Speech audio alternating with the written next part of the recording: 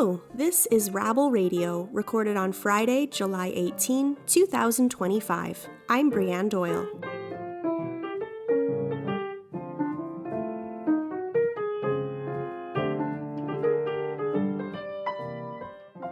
Rabble.ca shares with you the news of the day through a progressive lens. If you're curious about what's happening in Canadian politics, labor, the environment, and beyond, you've come to the right place. This is news for the rest of us. Thanks for tuning in.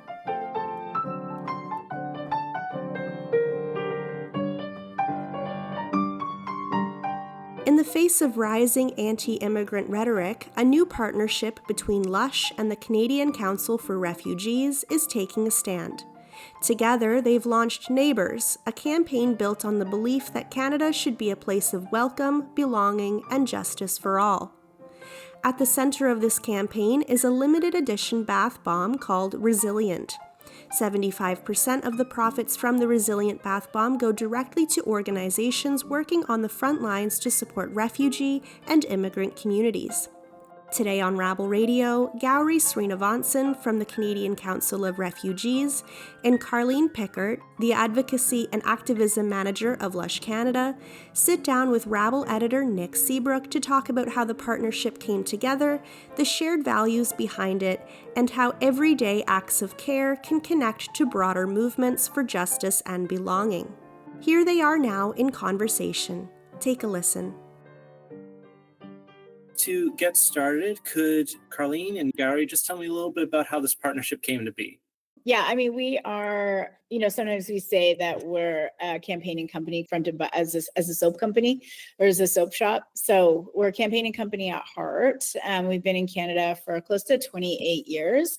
And our founding in the UK, which is just 30 years ago, has always been with the goal of using the street fronts that we have, using our digital platform to be able to talk about issues that are important to us as the company and that we see partners and organizations coming to us or like us reaching out to them to say, hey, this is something that's really important to us. So, we've campaigned on a whole wide number of issues around human rights, animal protection, and environmental justice over the years. The campaigns sort of show up in our stores as completely turning over what the store looks like. So light boxes, which are kind of these digital TV screens, have messages in them. There's a table which has information about the issue, the partner we're working with, the action we want customers to take, as well as the limited edition product.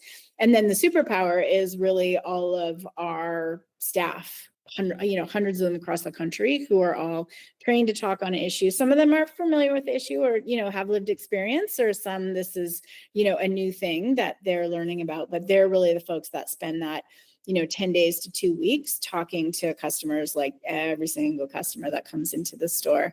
So, I'll pass it over to Gauri soon, but we, as Lush, have had a longstanding commitment to talking about freedom of movement. So we have a statement in our, what we call our We Believe, kind of our mission statement that says that we believe that people have freedom of movement all across the world, and done a number of campaigns in our global markets that talk about refugee crises, that talk about this sort of freedom of movement, or being able to have people move if, when, as they choose, or, if that's not even necessarily their choice. And so in North America, which is the part of the business that Channy and I work in, we have done campaigns number of times that either touch on the issue or directly address freedom of movement.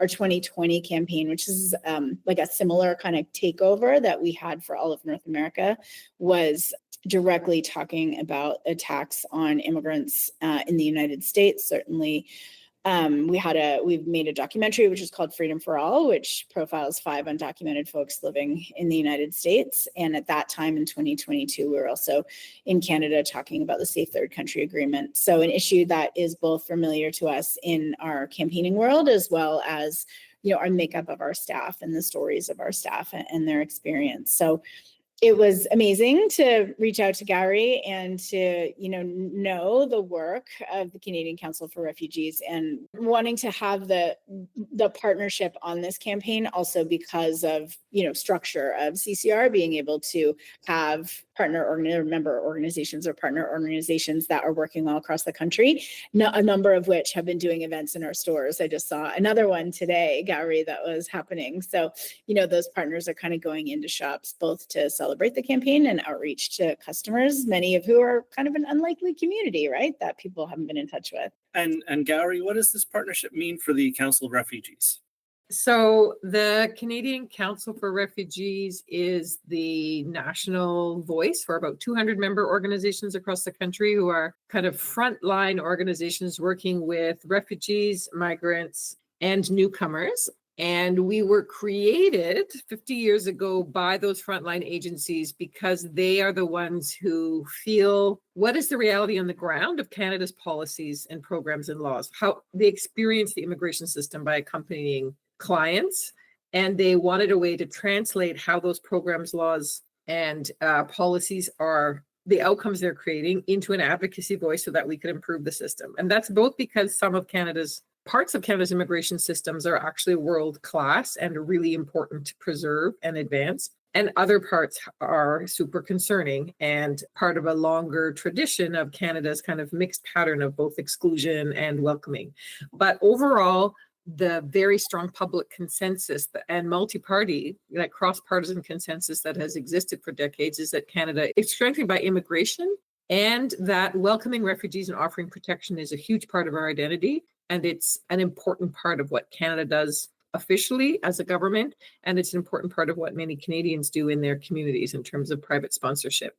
So this campaign, in the context of the partnership when Lush reached out, what they identified, what resonated a lot with CCR was naming not that the concern was not about a particular policy or a particular law, but what we're seeing in the last 18 to 24 months is an increasing narrative that is toxic, that is anti-immigrant and refugee, and that is kind of counterintuitive to the country that we all understand. It doesn't mean that people don't get it, that our programs and policies could have been improved, but there's always been this fundamental public consensus. We're strengthened by newcomers, we're strengthened by refugees. And the polling is showing that that is starting to weaken.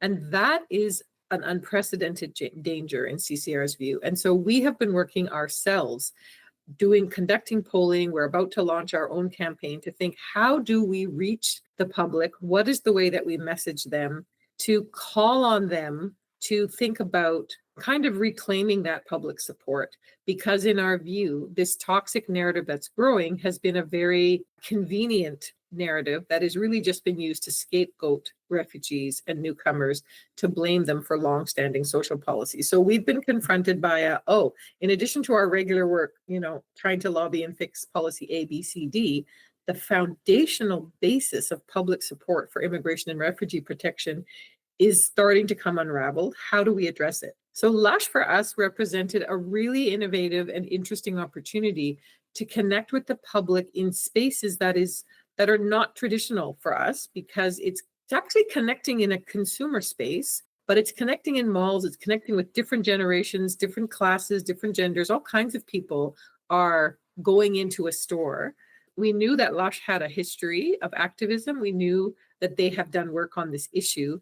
But for us, what was really important was the very innovative and dynamic possibility to meet audiences in new ways, and that the campaign that Lush was willing to launch, that they were very open to taking the expertise of CCR in terms of the framing of what is it that we need to address and how do we need to talk to the public.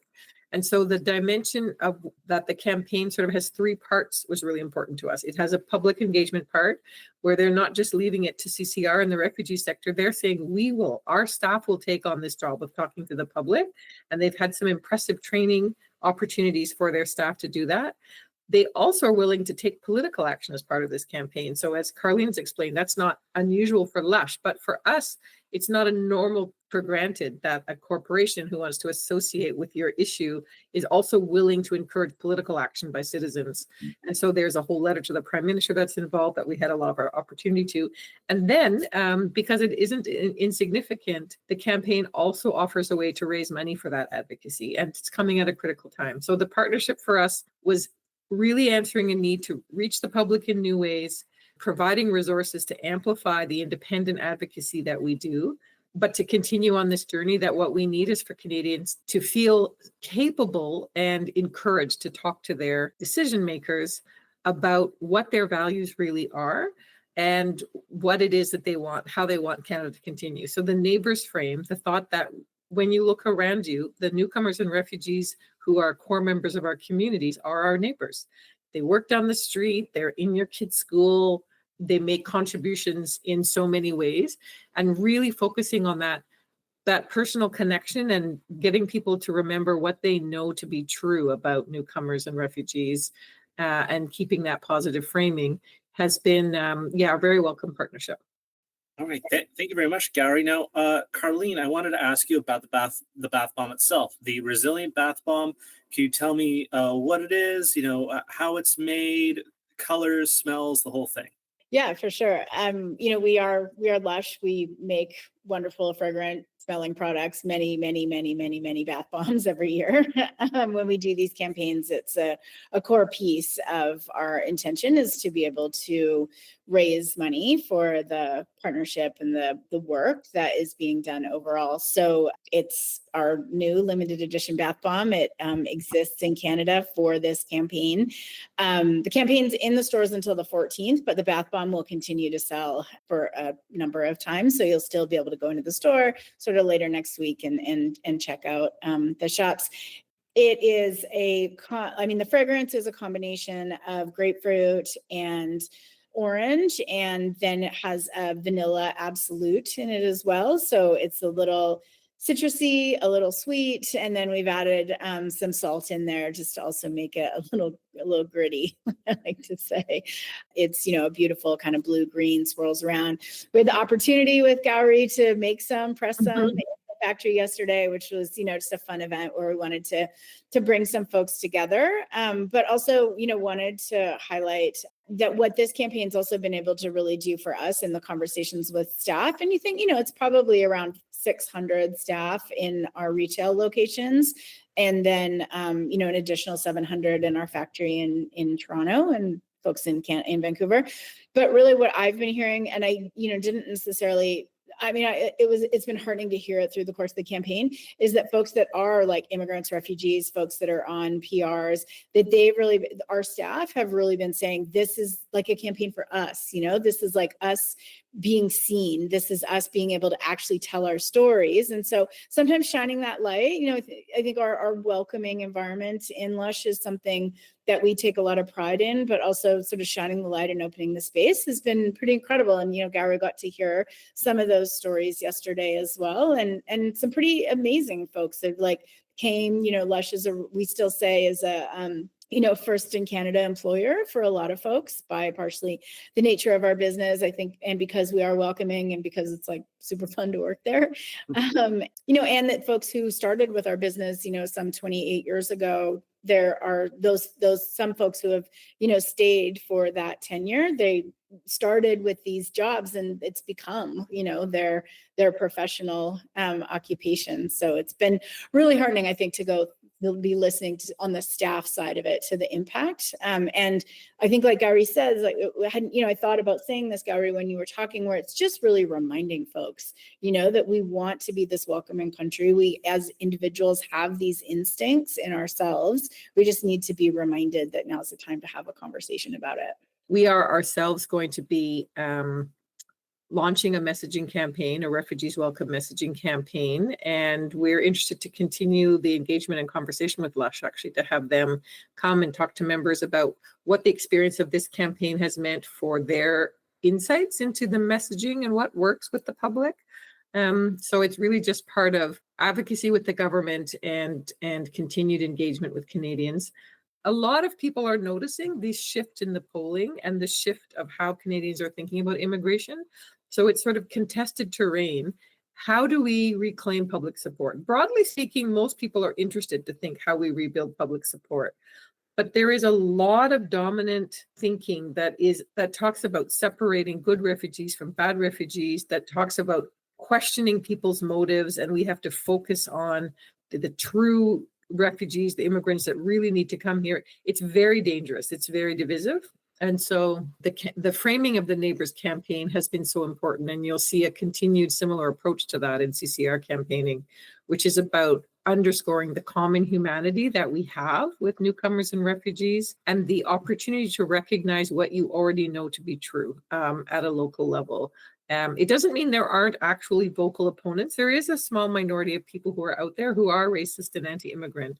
Those aren't the people we're trying to reach. We're trying to rebuild and reassert the strength of what is a fairly dominant mainstream view that Canada can remain open and welcoming at a time when our relationship with the US is probably, so much in focus for many in Canada, after an election in which the overwhelming message was, please defend who Canada is, creating our own future, a sort of a made in Canada future, and not kowtowing to an American approach, which has descended into a horror show below the border, with people being disappeared in broad daylight, people with legal status being deported, and those who are seeking asylum, those who are seeking protection, being denied the right to seek protection, being detained and sent back. And so we have a new border bill in Canada that's been introduced, which has been explained by the minister as being partly in response to Trump's concerns about how we manage the border. And although it is framed as a bill about public safety, its provisions make many, many people in Canada not safe. And it includes provisions that drastically reduce the scope of protections that Canada would offer. So we need to be alert as Canadians to step forward in this moment and decide what kind of country we want to be. And it's very contested terrain. So yeah, we're looking forward to continued opportunities to work with many members and organizations like Lush in taking this challenge on. And the time has never been more important for us to be clear on it. And just to follow up to Gauri, obviously Canada's role in supporting refugees historically has been important, and the refugees themselves contribute so much to Canadian society. Can you talk about both of those things, just Canada's role historically in supporting refugees and how refugees help contribute to Canada? Yeah, so Canada has a strong identity and role as a refugee welcoming country. In fact, in actual numbers terms, we play a very, very modest role. So the vast majority of those who are seeking refuge or who are seeking asylum are being hosted in countries that are far less wealthy and powerful than Canada. Countries like Lebanon, Jordan, Pakistan. Many countries in Africa are host countries to others who have crossed borders. So I want to say that it is correct that we have a strong and good pride that we identify as Canadians, that that's a role we want to play, but actually quantitatively, Canada receives a drop in the bucket of refugees, and our current numbers are declining. So at the height after the Syrian crisis and our commitments to the Afghan crisis, we agreed to take 40,000 Afghan refugees over a period of a few years. The Syrian crisis, we took 25,000. The response to Ukraine was probably one of our strongest recently, where we have almost 300,000 Ukrainians who came and got protection and refuge in Canada. But those numbers are now declining. So for 2025, Canada will be bringing 15,000 government-assisted refugees. There will be a slightly higher number for privately sponsored refugees, but we have also implemented caps to prevent further private sponsorship. So we have a strong tradition, but the numbers are smaller than most Canadians understand, and the numbers are declining. So with trend lines of the needs for refugee populations going up, we have trend lines of Canadian kind of commitments to offer protection going in the wrong direction. And that's why Bill C2 is even shrinking the levels of protection that we're going to offer at the border. The sense of the role that refugees and newcomers play is really important. Refugees make incredible contributions after receiving resettlement support, after being integrated. Those that are resettled receive permanent residence. And so that's like a really good example of how Canada has a good part of its immigration system, because people come once as a resettled refugee with full status, have access to services, and get on their way with work permits and make really important contributions to society. Carleen, I wanted to also ask you a little bit about the event that took place this week in Toronto to launch the Resilient Bath Bomb. Can you tell me a little bit about what happened and what that event entailed? Yeah, I mean, our campaign launched on the 3rd of July. And so we had like one weekend where it kind of ran through, and that was just, wonderful, right? Seeing our shops, selling out of the amounts that have been sent to them, and just being able to have the conversations and hearing both those individuals. But then, I mean, our shops are real safe spaces for our customers. So also getting into these deep conversations with customers, like sharing their stories. So the spirit of this, like, look around and see who your neighbors are, was what we wanted to bring into the event that we had this week, which, was a lot of this, right? Gauri and I having a conversation about why the campaign, why now, a bit of how our partnerships work, to, a community of influencers, of people who like know Lush because they love a product, or they somewhat consider themselves Lush folk, but like don't always know about the issue, which is, who we want to reach in our shops as well. So bringing folks in, inviting them to have this conversation with us. We had the event, sort of run by staff who had volunteered to talk about their immigrant story. And even just within that call out, had a pretty diverse set of stories from people who had come and resettled as a refugee, who had come as a student, who had come through a more regular kind of immigration process. And, sort of have a conversation, and then go over, and they actually got to press, as Gauri did as well, press some of the Resilient Bath Bombs. So we could kind of continue that conversation while we were actually, working on the product that's raising some of the funding. Fantastic. Thank you so much for spending the time to talk to me about this event and about this campaign. And just before I let you each go, I just wondered if both of you wanted to give me any sort of closing thoughts. Carleen, would you like to go first? I mean, what I would say is that the way that Gauri has framed this rise of concern in terms of seeing, numbers go one way, and actions are, going in directions that move us away from being a more welcoming country, is something that is integrally important to Lush. It's, a genuine desire to have the discussion, because we think that, and we agree with, and we know that the policies should reflect the way that we are as Canadians. And in this moment of deep kind of Canadian patriotism that Gauri spoke about, we also need to be real about what that is. And we need to look around and see the people who are part of and incredibly important contributors to this country that we're currently in this moment so proud of. So really happy to be doing this, and so supportive of the work of CCR. Fantastic. And Gauri, your closing thoughts. Thank you. It sounds like a cliche, but it feels like we're at a kind of a critical crossroads. We are seeing patterns in the world, the rise of authoritarianism, the rise of fascism, the closing of borders. And for me, my closing thought is the importance for those of us in Canada not to be complacent, because we associate and understand that generally Canada is supportive, but many are not paying attention to the way in which our policies, programs, and laws are fundamentally changing who we are. And ultimately, governments don't get to do that in an unaccountable way. We have to define and decide who we want to be.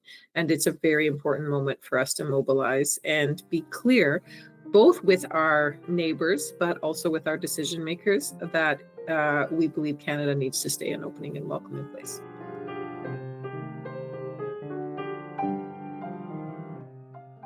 That was Gauri Sreenivasan and Carleen Pickard in conversation with Rabble editor Nick Seebruch.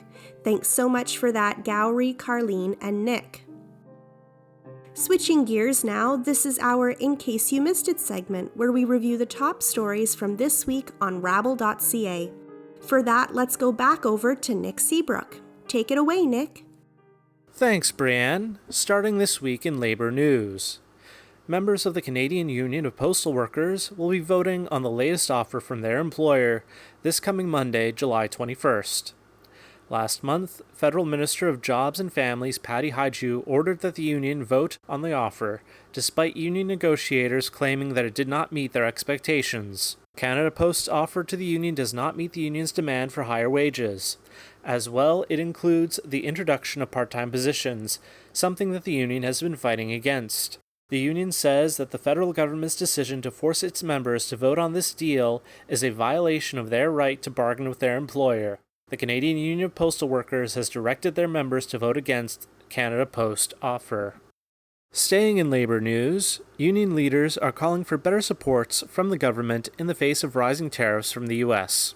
Earlier this month, U.S. President Donald Trump declared his intention to raise tariffs on Canadian goods from 25% to 35%. Additionally, Trump said that he planned on placing a 50% tariff on all imported copper. These new tariff rates are scheduled to go into effect on August 1st. Unions like United Steelworkers and the Canadian Labour Congress said that the federal government must introduce a social safety net to help workers who may lose their jobs due to the rising tariffs. Canadian Labour Congress President Bea Brusk called on Prime Minister Mark Carney to impose counter tariffs, export taxes on Canadian energy sold to the U.S., and a mandate that all national infrastructure projects use Canadian steel, aluminum, and lumber. In health news, the province of Alberta now has more active measles cases than all of the United States and the highest per capita infection rate in all of North America. As of Tuesday, Alberta had over 1,300 active measles cases and an infection rate of 26 per 100,000 members of the population. The U.S., for comparison, had 1,288 cases and an infection rate of 0.4 per 100,000 population. Alberta politics reporter David Climenhaga places the blame for the measles outbreak at Premier Danielle Smith's feet, writing, quote, "More than anything else, the spread is being enabled by Premier Smith's public suspicion of vaccines. Her government's refusal to allow public health officials to promote their use or even talk about them, and even its now obvious efforts to slow walk access to the measles vaccine everywhere except the hardest hit rural areas where immunization rates are the lowest." End quote. Finally, a word from rabble rouser to watch Juliette Labossière. Hi, I'm Juliette from the United Way Centraide SD&G. What we do is a little bit like putting together a puzzle. We know what the end goal is, a community that's inclusive where everyone has equal and equitable access to supports. We do that by creating connections, getting the right people together to innovate and create. I'm honored to be nominated as a rabble rouser to watch for 2025 and would love to thank the rabble readers for that nomination. To find out more, read my interview on rabble.ca. For this and all the stories we mentioned today, you can find the full version on rabble.ca. Thanks, Nick. And that's it for Rabble Radio this week. Thank you as always for tuning in. If you like the show, please consider subscribing to Rabble Radio on Apple Podcasts, Spotify, YouTube, or wherever you get your podcasts. And please rate, review, share Rabble Radio with your friends. It takes 2 seconds to support independent media like Rabble. Thank you to all the journalists and writers who contributed to this week's content on rabble.ca, and thank you to Carl Narenberg for supplying the music. Lastly, thank you to you for tuning in to Rabble Radio. I'm Brianne Doyle, and I'll talk to you next week.